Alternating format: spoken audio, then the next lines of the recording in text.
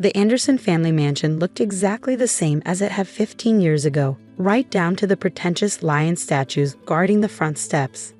The only difference was that now I wasn't the nervous young wife being summoned to the family meeting. I was the CEO they desperately needed to save them.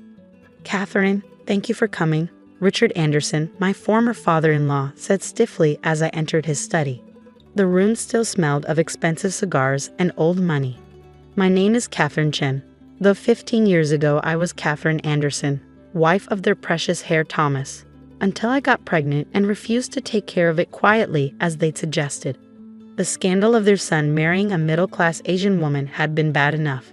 A baby would make it impossible to arrange the merger they'd planned through Thomas's marriage to a rival company's daughter." "Hello, Richard," I said calmly, setting my briefcase on his mahogany desk. "Margaret."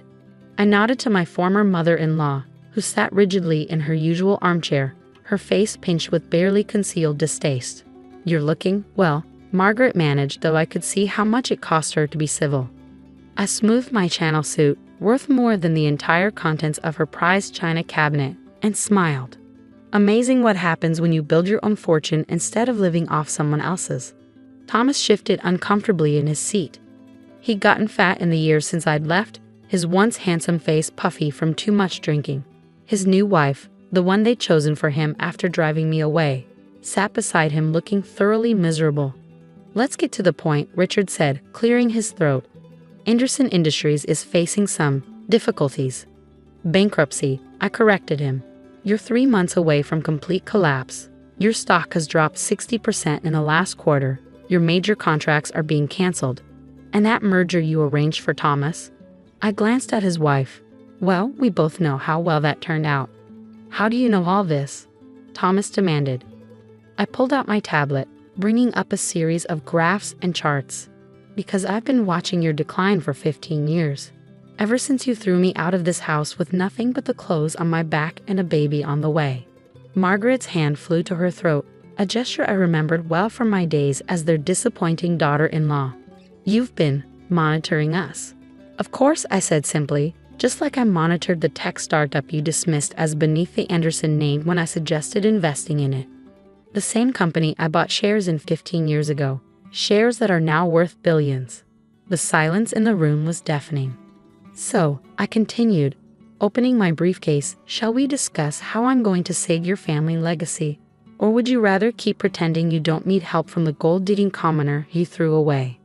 "Before we continue," I said, pulling out a stack of documents, "there's someone else who should be part of this discussion." On cue, the study door opened.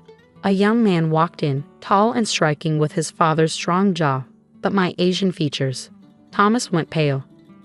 "Mom," he said, coming to stand beside me. "Are you sure about this?"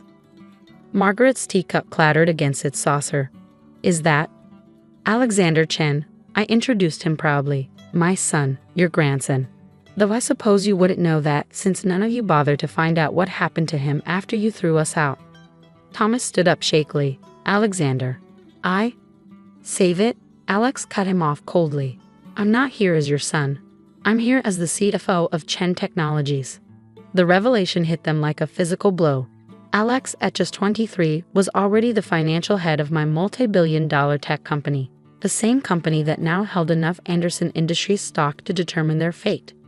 "Impossible," Richard whispered. "The majority shareholder in Chen Technologies is listed as AC Holdings. My son's initials," I confirmed with a smile. "He's quite brilliant with numbers. Must have inherited that from my side of the family." I spread the documents across Richard's desk. "Here's what's going to happen.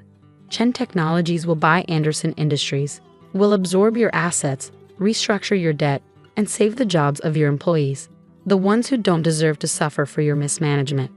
"You can't just take our company," Thomas protested weakly. "Actually, we can," Alex replied, his voice cool and professional. "You're 3 weeks away from defaulting on your major loans. When that happens, your stock will be worthless. Our offer is the only thing standing between you and complete ruin." Margaret turned to Thomas's wife. "Patricia, surely your father's company is no longer interested in a merger," Patricia said quietly. "Not after Thomas's gambling debts came to light." I watched their faces as reality sank in. The mighty Andersons, undone by their own arrogance and poor choices. The papers are ready to sign, I said, pushing them across the desk. Unless you prefer bankruptcy, I'm sure the society pages will love that story. Richard picked up his pen with a trembling hand. You planned this, all of it? No, I corrected him, you planned it.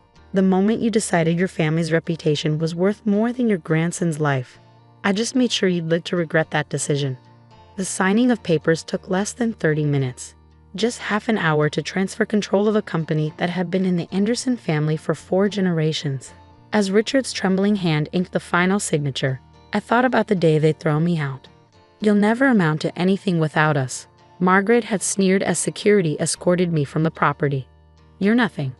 Now 15 years later, I sat in Richard's study watching them process their new reality. There's one more thing, I said, pulling out another document. This is my first act as CEO of the merged companies. Thomas grabbed it, his face going from red to white as he read.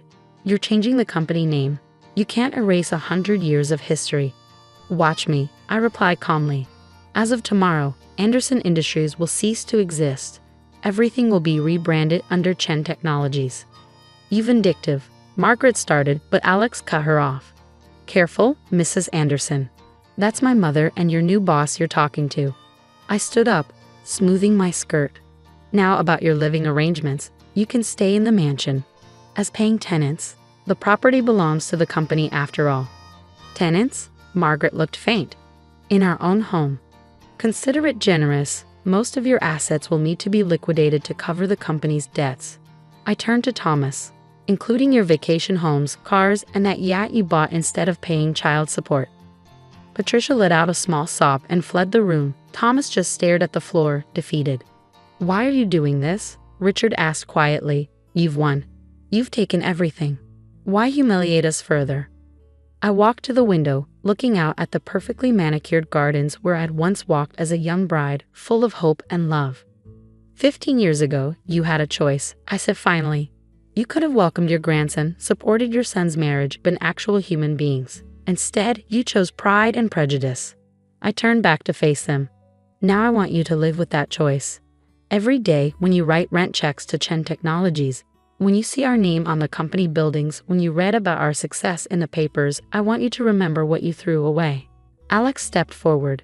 The board meeting is tomorrow at 9. Try not to be late.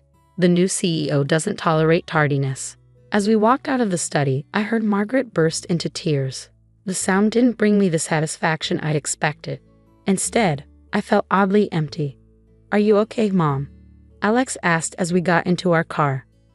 I looked at my son, brilliant, kind, successful despite everything they'd done. I thought this moment would feel different, more triumphant. He squeezed my hand. Maybe because you didn't do this for revenge. Not really. Oh. You did it to prove them wrong. About you, about me, about what family really means. He smiled. And we did that long before today. That evening, I sat in my home office reviewing the merger documents.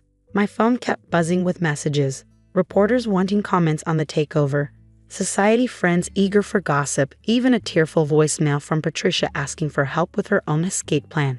I answered none of them. Instead, I opened my desk drawer and pulled out an old photo.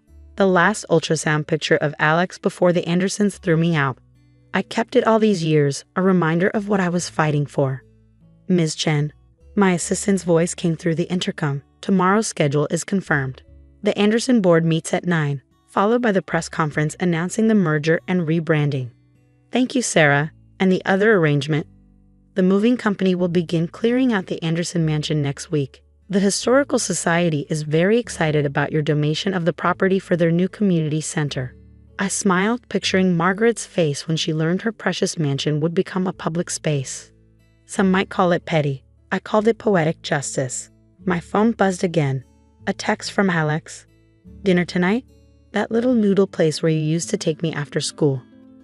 I texted back, perfect. Just us. Just family, he replied. And really, that's what this had all been about. Not revenge, not even justice. It was about showing them what real family looks like, the kind that builds each other up instead of tearing each other down. Tomorrow, I would step into Richard's old office as CEO. The Anderson name would be erased from the building, replaced by Chen. But my greatest victory wasn't in destroying their legacy. It was in building my own.